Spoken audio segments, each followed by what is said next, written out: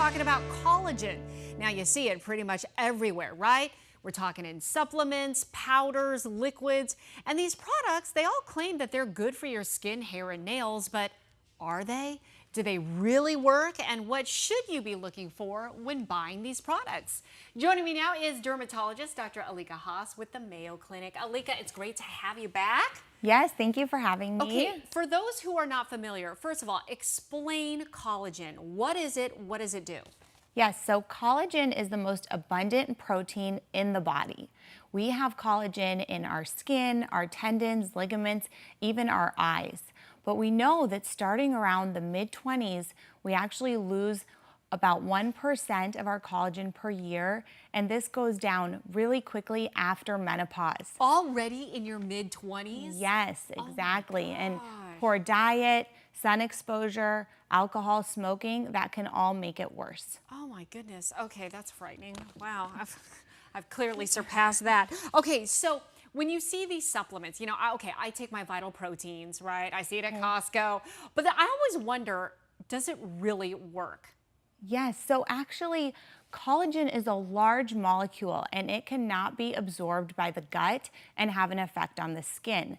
But now there are newer products like Vital Proteins that you mentioned that are hydrolyzed. That means that the collagen has been broken down to smaller peptides, and there are some studies to say that now it can be absorbed. Okay. There are also some small studies that say because it can be absorbed, it can improve hydration, elasticity, and wrinkles in the skin, but these studies are small. There's really not that much long-term data, and they're all funded by the companies who make these products, which puts a little bit of bias into the situation. So you've got the powders. We said you got the liquids, you've got the gummy supplements, all of it. Yes. Is one better than the other? We really don't know. Actually, we don't know that when our body takes this collagen, breaks it down into peptides and amino acids, are these amino acids any different than just eating more protein in our diet? Right. We know that people are generally not taking in enough protein, and protein is needed for our skin, our hair, our nails. So what's the difference between these collagen peptides and just taking in more protein? We really don't have enough information yet. So are people just wasting their money? I'm not sure. A lot of people say that it does make them feel better. Maybe it's because it's that increased protein intake. Some patients do feel that it helps their skin, their hair, their nails, their joints, but we just don't have that evidence to support it. We don't know how ingesting it is going to take it and put it right into the skin and make collagen again. We're just not sure yet. Okay, so are there certain things, if people still do want to take it, for instance, right? Because again, it's everywhere. Are there certain things or ingredients that people need to look for when buying these products? Yes, so when you're looking at a product, it's best at this point to buy something that's mainstream, reputable, is third-party tested. These are animal-based products, so they're not vegan. They come from bovine sources, which would be cow, or marine sources being fish, or even from chicken. So it's coming from these animals, and it does need to have testing. So you want to look for certification like GMP. What does GMP stand for? It's for good manufacturing production. Okay. And then there's NSF, that's for sanitation, because you want a product that's purified and been tested for heavy metals, contaminants, microorganisms. Yeah, more pure. So you want to make sure that this is a pure product without any additives or fillers. What about so many products that, because you mentioned hair, right? And I always see like shampoo with biotin.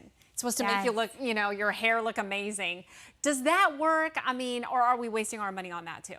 Yeah, so, biotin is available in all of these skin, hair, and nail vitamins, but there's really not that much data to support that you need to take more biotin. Now, if you had biotin deficiency, which is really rare, sometimes seen in alcoholism or these rare diseases, then maybe you would have hair loss or weakened nails, but most people don't have biotin deficiency.